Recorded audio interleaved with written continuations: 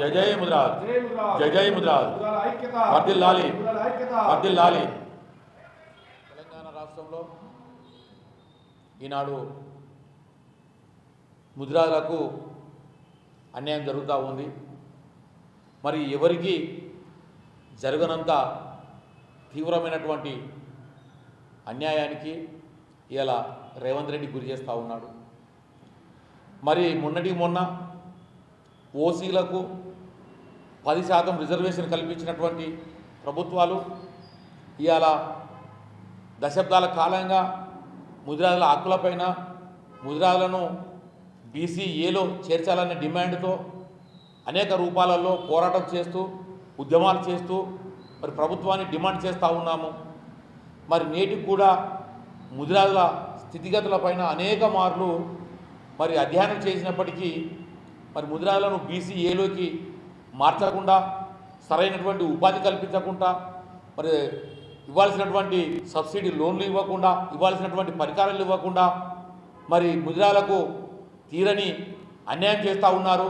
మరి మొన్న రేవంత్ రెడ్డి గారు కామారెడ్డిలో జరిగినటువంటి బీసీ డిక్లరేషన్ సమావేశంలో మరి ముదిరాజులను బీసీఏలోకి నేను మారుస్తాను, మరి ఏదైతే అప్పుడు వైఎస్ రాజశేఖర రెడ్డి గారు ముఖ్యమంత్రిగా ఉన్నప్పుడు జీవో 15/2009 ఏదైతే ఉందో ఆ జీవోను మరి పునరుద్ధరణ చేసి ఆ జీవో ఆధారంగా మరి ముదిరాజులను బీసీఏలోకి తక్షణమే నేను ముఖ్యమంత్రి కాగానే మారుస్తానని చెప్పినటువంటి రేవంత్ రెడ్డి గారు ఈనాటికి కూడా దాదాపుగా 2.5 సంవత్సరాలు గడిచిపోతూ ఉంది.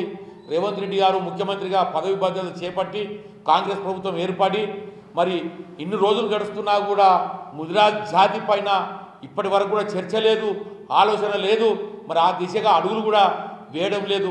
మరి ఇలా ముదిరాజు జాతి బలముతోని పదవులు తీసుకున్నటువంటి మంత్రి శ్రీహరి గారు కావచ్చు, మరి అదే చైర్మన్ కార్పొరేషన్ చైర్మన్ మరి జ్ఞానేశ్వర్ గారు కూడా కావచ్చు, మరి ఇప్పటి వరకు కూడా మరి కనీసము మరి ముఖ్యమంత్రి దగ్గర పోయి మరి జాతి పట్ల జరుగుతున్నటువంటి అన్యాయం పట్ల మరి ముఖ్యమంత్రి గారికి వివరించి మరి ఏదైతే కామారెడ్డిలో హామీ ఇచ్చినామో మరి ఆ యొక్క హామీని నెరవేర్చాలి, మనము ముదిరాజ్ జాతిని బీసీఏలోకి మార్చాలి, ముదిరాజ్ జాతికి అన్ని విధాలుగా మరి ఉపాధి కల్పించాలనే ఆలోచన ఎందుకు చేయడం లేదని చెప్పి నేను సందర్భంగా నేను వారిని కూడా మా జాతి బిడ్డలను కూడా అడుగుతూ ఉన్నాను. ఎందుకు అని అంటే ఇవాళ ముదిరాజ్ జాతి బలం కనుక లేకుంటే శ్రీహరి గారికి మరి మంత్రి పదవి వచ్చేది కాదు, మరి అదే బుర్ర జ్ఞానేశ్వర్ గారికి కార్పొరేషన్ చైర్మన్ వచ్చేది కాదు. మరి ఇవాళ చూసుకున్నట్లయితే చట్టసభలలో ముదిరాజులకు తీవ్ర అన్యాయం జరుగుతూ ఉంది. మరి అదేవిధంగా మరి స్థానిక సంస్థలలో తీవ్ర అన్యాయం జరుగుతూ ఉంది. మరి స్థానిక సంస్థలలో సరైనటువంటి బీసీ రిజర్వేషన్ లేక మరి ముదిరాజులకు అన్యాయం జరుగుతూ ఉంది.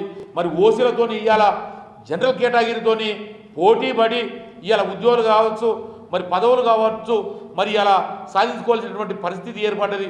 మొన్న జరిగినటువంటి సివిల్స్లో మరి ఇలా జనరల్ కేటగిరీ ఏదైతే ఉందో మరి ఓపెన్ కేటగిరీలో 92 మార్కులకు కటాఫ్ మార్కులు ఉంటే ఇవాళ ముదిరాజ్ బిడ్డలు కూడా అదే 92 మార్కులకు కటాఫ్ మార్కులు ఉండడం కూడా ఇవి ఎంత అత్యంతమైనటువంటి దారుణమైనటువంటి పరిస్థితి కాదని చెప్పి సందర్భంగా నేను ఈ ప్రభుత్వాన్ని అడుగుతా ఉన్నాను, ఈ రేవంత్ రెడ్డిని అడుగుతా ఉన్నాను.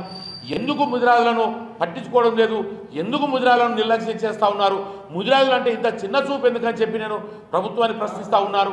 ఇలా చేపపిల్లల విషయం తీసుకుంటే మరి చేపపిల్లల గతంలో మరి కేసీఆర్ ప్రభుత్వం ఉన్నప్పుడు మరి పూర్తి స్థాయిలో 100% ముదిరాజుల మత్స్యకారులకు మరి 100% చెర్లలో చేపపిల్లలు ఇచ్చి మరి ఆర్థికంగా కొంత బలపడే విధంగా చూసినటువంటి పరిస్థితి. కానీ ఈనాడు చేపపిల్లల విషయానికి వస్తే ఎక్కడో ఒక చోట కొంత నామమాత్రంగా చేపపిల్లలు పంపించేసి మరి చేతులు దులుపుకున్నటువంటి రేవంత్ రెడ్డి ప్రభుత్వం. అదేవిధంగా ఇవాళ మరి ముదిరాజ్ మత్స్యకారులకు సబ్సిడీ కింద వాహనాలు అందించాలి, మరి సైకిల్ మోటార్లు అందించాలి, 4 వీలర్స్ అందించాలి.